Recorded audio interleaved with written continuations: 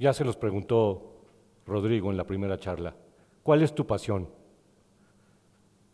¿Cómo llenas 2 horas sin darte cuenta del paso del tiempo? ¿Qué es lo que haces mejor que miles de personas? Toda mi vida he sentido un amor intenso por la literatura. Es mi pasión. Yo leo y escribo desde que era niño. En casa de mis abuelos, tanto paterno como materno, nosotros vivíamos con los abuelos maternos, había buenas bibliotecas. Así que siempre tuve acceso a libros, Hans Christian Andersen, Colmillo Blanco, pero un día me llamó la atención un libro que tenía, que estaba dibujado, pero era una mujer de minifalda, muy pintada la boca, recargada en una esquina. A mi niño me llamó la atención, me lo llevé a mi cuarto, a mi recámara, y cuando mi mamá me fue a dar el beso de las buenas noches, lo que me dio fue un pellizco monumental, me arrebató el libro, lo que me había llevado era La picardía mexicana de Armando Jiménez Farías, que es un estudio antropológico, filosófico y lingüístico para analizar las groserías que decimos los mexicanos, pintas de cantina, albures y pintas en las defensas de los camiones. Siempre he leído. Alguna vez en bellísimos textos del maestro Andrés Enestrosa, el libro se llama Los hombres que dispersó la danza, encontré un párrafo que lo hice como una plegaria para mí. Me lo aprendí y lo repito, y se los quiero decir ahora. Yo soy los libros que he leído. De leer libros me vinieron impulsos de escribirlos, porque siempre la palabra engendró palabras y los libros dieron a luz libros. Yo leo libros desde que me acuerdo. Siempre que pienso en mí, me veo con un libro en la mano. Y si bien no siempre los entendí, algo quedó que después fue útil para entender. Por eso se ha dicho que la ignorancia es el principio de la sabiduría. El libro fue para mí lo que el molde al barro me dio forma. Lo he dicho otras veces y lo repito ahora porque es una convicción. Yo soy los libros que he leído. Seguí leyendo, mi puerta de entrada a la literatura fue por el lugar más entrañable y bello. Yo entré por Platero y yo, esa colección de escenas del poeta andaluz Juan Ramón Jiménez, en donde le va contando a su burrito plateado, bueno, el narrador le va contando a su burrito plateado de grandes ojos negros, le va contando cosas tan sencillas pero tan trascendentes como el regreso de las golondrinas, como la luna y las estrellas reflejadas en el aljibe, como las uvas madurando en la parra. Ese fue mi primer contacto. Después, en la secundaria, hubo que leer El llano en llamas de Juan Rulfo. El fuego con que Rulfo incendió las lomas de Jalisco, las lomas de esa posrevolución en Jalisco, sirvieron para avivar el fuego que yo sentía por la literatura. Después, en la juventud, descubrí La tía Julia y el escribidor. Imagínense, una novela de Mario Vargas Llosa, una novela en donde el protagonista, un joven, se enamora de su tía política.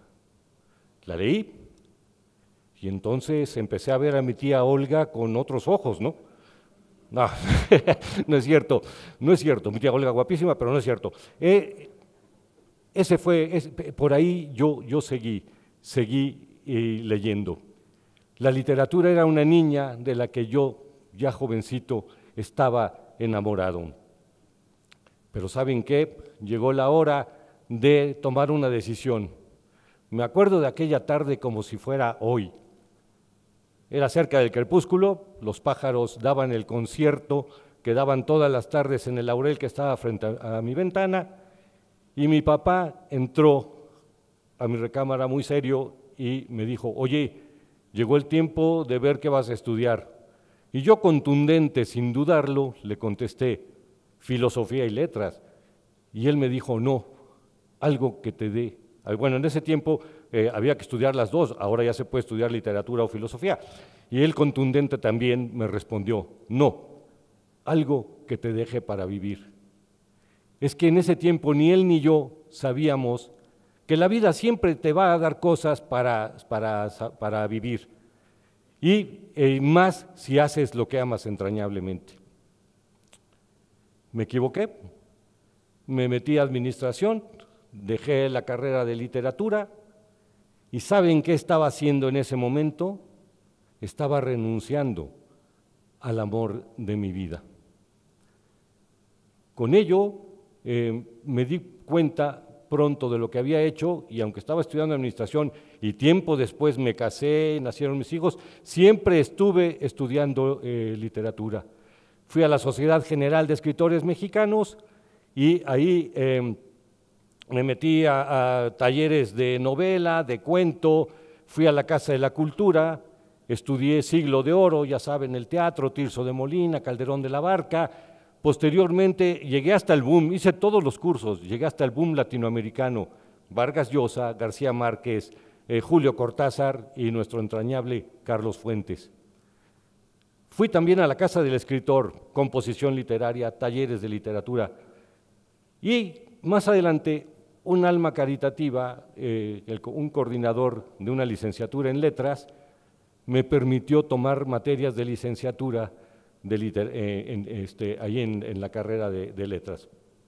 Y entonces empecé a estudiar, pero yo ya era un adulto ya con hijos y mi esposa, y mis compañeros eran jóvenes. Los jóvenes me pusieron el agregado cultural. Yo no estaba matriculado, no pasaba lista y era por lo tanto el agregado cultural. Estudié mi maestría en letras con el apoyo de mi familia, de mis hijos y de mi esposa, porque hubo que sacrificar muchos fines de semana encerrados leyendo y haciendo los trabajos. Estudié letras y ya tiempo después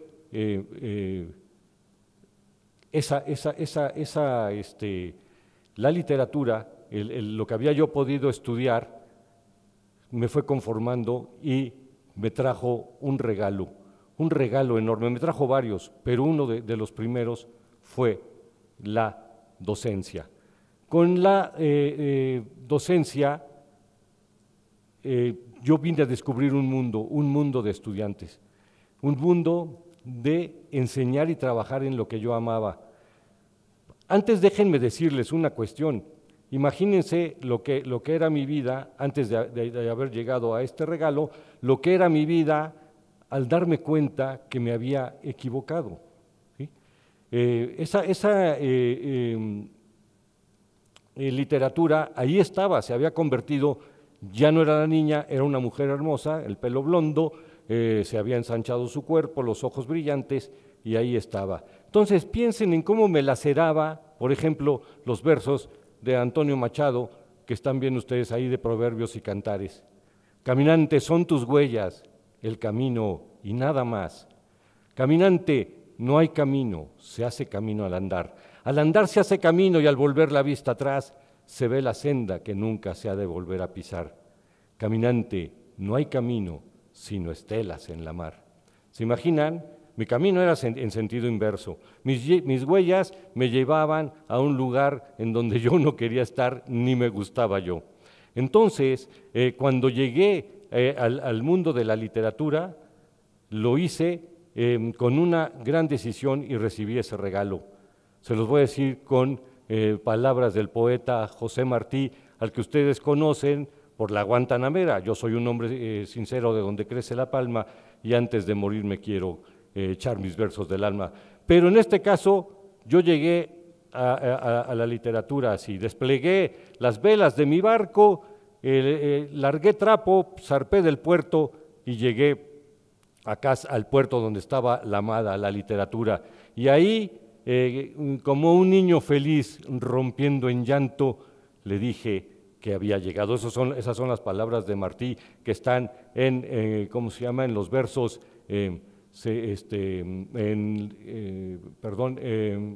Amor de Ciudad Grande. Y ya que estaba frente a la literatura, le hice una declaración de amor al estilo Mario Benedetti.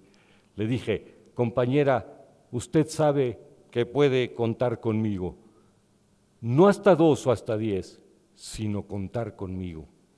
Entonces ya feliz, ahí me da este regalo de la docencia. Antes, para rescatarme, para salvarme, yo inventé un lema. Era un clavo ardiente del que yo me sostenía, este que están leyendo. Yo inventé eso, lo colgué en mi estandarte y era mi defensa. Dije, no estoy en el mundo de la literatura, todavía no llegaba. Bueno, haz que cada día de tu vida sea un verso. Eso me lo dije a mí mismo. Y ahí empecé a trabajar con ello. Eso le fue dando sentido a mi vida y eso fue lo que me llevó a este camino de la docencia que les platico. Para darle sentido a mi vida, descubrí que hay 4 columnas. Esas 4 columnas del sentido de vida son, primero, los seres queridos. Y a mí me dolían mis seres queridos que me ayudaban, me apoyaban, se juntaban conmigo para el esfuerzo de las letras, pero yo no les respondía. Un día, platicando con un poeta, me dijo, define el amor. Y le dije, pues me recurrí a la filosofía, a la antropología, y me dijo, te la dejo fácil. El amor es el arte natural de desgastarse por el otro. Y entonces yo los veía a ellos desgastarse por mí y yo no, dije, tengo que ser valiente y reemprendí el camino. Otro pilar en el sentido de vida es el proyecto. ¿Cuál es mi proyecto? Si yo trabajaba en una empresa, déjenme contarles, cuando yo entré por la administración pensé en esto. Yo soy como un príncipe al que lo casan con una mujer a la que no conoce, esa era la administración. Pero aprendí, aunque no me gustaba, aprendí a quererla y tuve un desempeño brillante. Tuve ahí un desempeño muy bueno. Duré 23 años, empecé como jefe de reparto, ascendí a gerente administrativo, subí a gerente de ventas y finalmente quedé como gerente divisional. Mi división, durante mi gestión, entre 20 divisiones, nunca bajó de los primeros lugares. El peor lugar que yo ocupé, o que mi equipo ocupó, fue el 4º, y en un año que fue un desastre para Puebla, pero el resto eran primero y segundo lugar. Sin embargo, pues no era lo que a mí me gustaba. Mi vida empezaba a las 7 de la noche, que cerraba la oficina, me iba a la casa y volvía yo a mis poemas, a mis novelas, a los cuentos y a los textos que yo estaba escribiendo. Con esto, otro pilar también trascendente es la propia historia, nuestra historia. Imagínense, la mía era la historia de alguien que yo no quería ser. Y después de eso, la última de las columnas es el afán de trascendencia. Pero déjenme contarles, para un escritor no hay mayor trascendencia que dejar su nombre estampado en la pasta de un libro.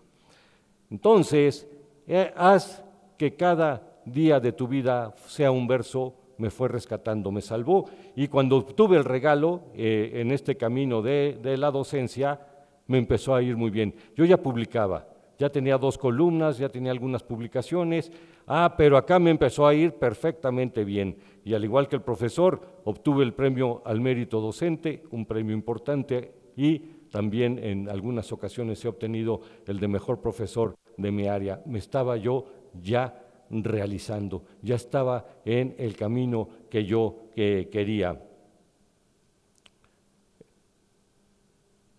Que en ese mundo de la docencia yo platico con los estudiantes y les digo, aunque mi clase no tenga que ver con eso, yo dedico un tiempo para platicar con mis estudiantes y les digo, todos tenemos una pasión por la que vale la pena luchar a morir. ¿Tienes esa pasión?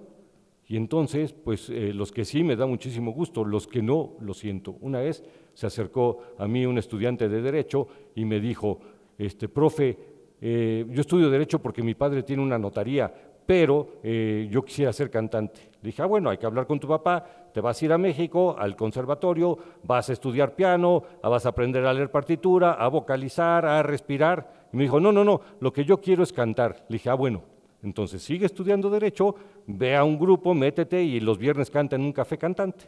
Por otro lado, una señora me dijo, necesito que hables con mi hija, porque fíjate, ya está en el internado y se quiere salir de la carrera de medicina para estudiar arquitectura. Le dije, no, con la que tengo que hablar es contigo. La vocación y el sentido de vida de tu hija valen muchísimo más que lo que te puedas gastar en esas carreras. Para ello, también en este haz que tu vida sea un verso, aprendí que hay que meter tres cosas, oigan, tres cosas: el bien, la verdad y la belleza. No uno u otro, los tres, y se los digo como un trabalenguas. El bien es verdadero y es bello, la verdad es bella y verdadera, y la belleza es buena y verdadera. A eso súmenle lo que van consiguiendo cada día. Por ejemplo, yo me levanto antes de que salga el sol, me voy al monte, vivimos en el campo, y ya tengo cosas bellas con las que ir llenando mi vida desde en la mañana. También hace falta el sentido de vida, que desarrolles tus dimensiones como ser humano. ¿Cuáles? Por ejemplo, la búsqueda de Dios o del bien, la construcción de la verdad, cómo siendo verdaderos, coherentes, congruentes, honestos, la adquisición del conocimiento y la técnica, lo que hacen acá los estudiantes. Pero falta el arte ensancha nuestro horizonte. Después, la salud, la condición física, hagan deporte, y la presentación personal. Siguiente punto en la dimensión humana, la riqueza, el dinero. El dinero es muy bonito y te va a ayudar a realizarte en lo demás. El sexto, vivir en la conciencia plena. Ahora, por ejemplo, yo estoy consciente de lo que está pasando, los veo, me está temblando la rodilla, siento una gotita de sudor en la espalda, pero estoy contento de estar aquí con ustedes, estoy en la conciencia plena. Siguiente punto, el cuidado y atención de nuestros seres amados. Y el que sigue, el último, nuestra relación social con el social y política en la búsqueda del bien común. ¿Todo esto te va a llevar a la felicidad? Déjame decirte que no, la felicidad es una decisión. Todo esto te va a llevar a la plenitud, a vivir en plenitud, y por eso vale la pena. Además, yo les diría estas tres recomendaciones. La primera: séte fiel a ti mismo, cueste lo que cueste, y se lo digo a mis estudiantes. La segunda: estate alerta, permanece alerta y sé valiente. Atrévete a ser el que quieres ser. La tercera y última, que es la más fácil y la que te va a ayudar a cumplir las otras dos: sé muy apasionado. Esta es la lección que me dejó la vida y que yo comparto con mis estudiantes. Además de todo lo que les enseño, que está en el programa, yo les enseño esto, la gran lección de mi vida. Así, hoy se los vengo a decir a ustedes y siento la urgencia de decírselos. Así, verso tras verso, día tras día, el día que llegue el final, el tuyo y el mío, habremos compuesto el gran poema que fue nuestra vida. Muchísimas gracias. Gracias.